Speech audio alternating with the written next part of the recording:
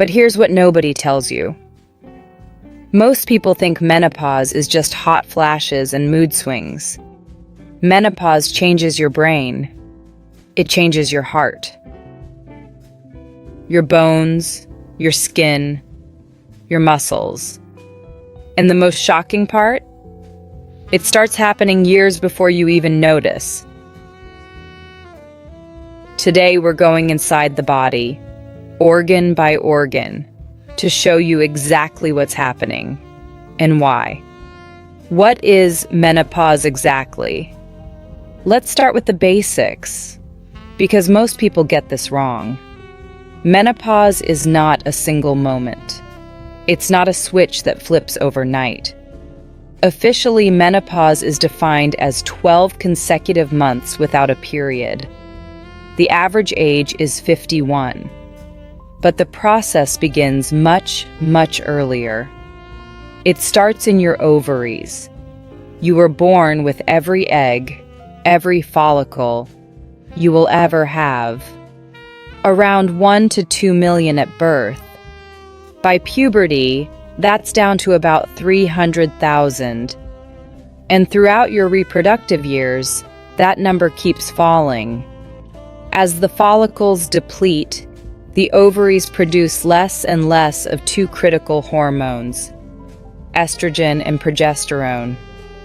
This winding down phase is called perimenopause, and it can begin as early as your mid-40s. Let's go to the organ most people never connect to menopause, the brain. Most women don't realize they're already in it. Estrogen isn't just a reproductive hormone. It's a neuroprotective hormone. It literally protects your brain cells.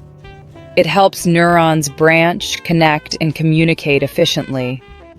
When estrogen drops, that protection weakens. This is why many women experience what's called brain fog, difficulty concentrating, forgetting words mid-sentence, feeling mentally slower. It's not in your head. Well, actually it is, but it's real. Now, about those hot flashes. They don't start in your skin. They start in here, the hypothalamus. The hypothalamus is your brain's thermostat. It normally keeps your body temperature in a very tight range, but without estrogen, it becomes hypersensitive. Even a tiny rise in body temperature triggers a massive response. Blood vessels dilate, you sweat, your heart races. That's a hot flash, a misfiring thermostat. And there's more. Estrogen directly regulates serotonin and dopamine, your mood chemicals. As estrogen falls, serotonin signaling weakens. This is why anxiety, irritability, and depression spike during perimenopause. It's not emotional weakness, it's neurochemistry. Sleep is also disrupted, partly because of night sweats, but also because estrogen influences the pineal gland's release of melatonin. Your sleep architecture literally changes. And here's something researchers are only beginning to understand. Women who go through menopause earlier have a statistically higher risk of Alzheimer's disease. The connection between estrogen and long-term brain health is one of the most important areas of research in medicine right now. Here's the one that surprises people most. Before menopause, women have significantly lower rates of heart disease than men. After menopause, that gap closes almost completely. Why? Because estrogen is a cardiovascular protector. It keeps the walls of your arteries flexible and elastic. It helps regulate LDL cholesterol, the bad kind, keeping it low. It reduces inflammation in blood vessel walls. It even helps control blood pressure. When estrogen drops, all of that protection disappears. Arteries stiffen. LDL rises, inflammation increases, blood pressure climbs. This is why heart disease becomes the #1 cause of death in postmenopausal women. Not breast cancer, not osteoporosis, heart disease. And most women, and many doctors, are not talking about this enough. Now let's go somewhere you can't see, but can absolutely feel. Your bones. Bone is not static. It's constantly being broken down and rebuilt.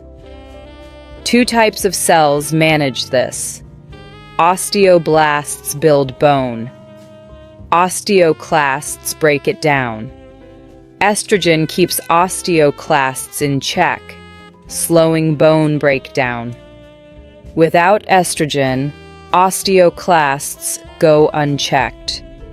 Bone breaks down faster than it's rebuilt. In the first 5 years after menopause, women can lose up to 20% of their bone density.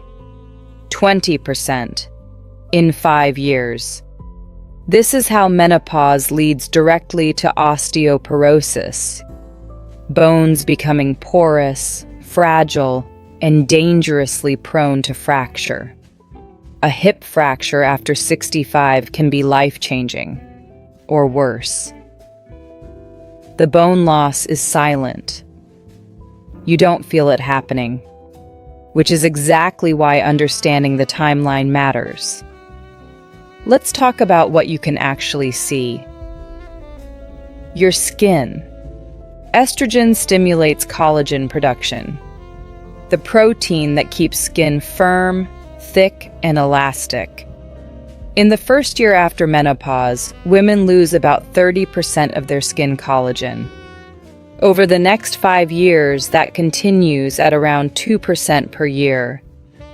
Skin thins, elasticity drops, fine lines deepen. This isn't vanity, it's measurable biological change. Hair follicles are also sensitive to hormonal shifts. As estrogen drops and androgens become relatively more dominant, hair on the scalp can thin while facial hair may increase. And body composition changes too, significantly. Fat doesn't just increase, it relocates. Before menopause, fat tends to sit at the hips and thighs. After menopause, it migrates to the abdomen. And abdominal, or visceral, fat is far more metabolically dangerous. It surrounds your organs and is directly linked to heart disease and diabetes. Meanwhile, muscle mass declines faster without estrogen's support. Strength training becomes more important after menopause than at any other point in life. Now let's look at the reproductive anatomy itself. The uterus and ovaries gradually shrink in size after menopause, not dramatically but measurably. The vaginal walls, which were thick and well lubricated under estrogen's influence, become thinner, drier, and more fragile. This is called genitourinary syndrome of menopause, or GSM.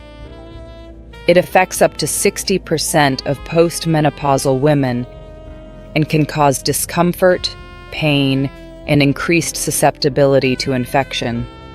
Yet it remains one of the most under-discussed symptoms of menopause. The bladder is also affected.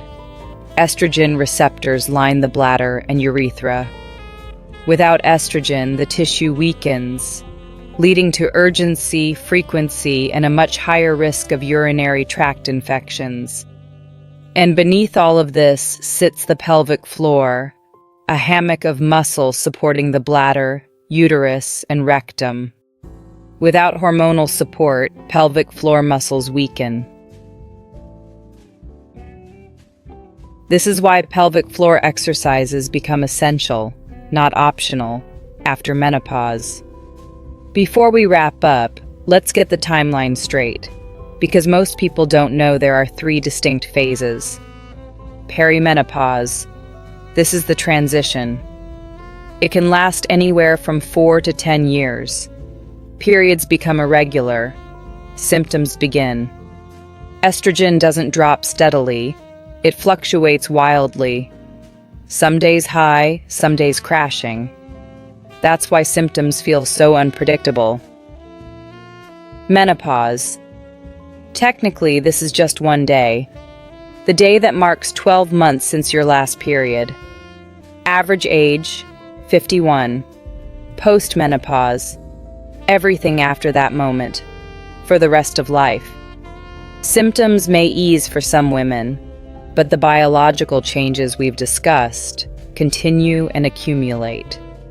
This is when cardiovascular risk, bone loss, and cognitive changes require the most attention. Menopause is not a malfunction. It is not a weakness. It is one of the most complex, whole-body biological transitions a human being can go through. And the more you understand what's happening inside, organ by organ, hormone by hormone, the better equipped you are to move through it. Whether you're approaching perimenopause, in the middle of it, or supporting someone who is E, this knowledge matters.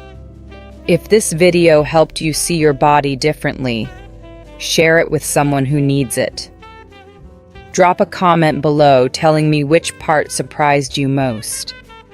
And if you want to go deeper, the next video covers perimenopause specifically, the signs most women miss for years. I'll see you there.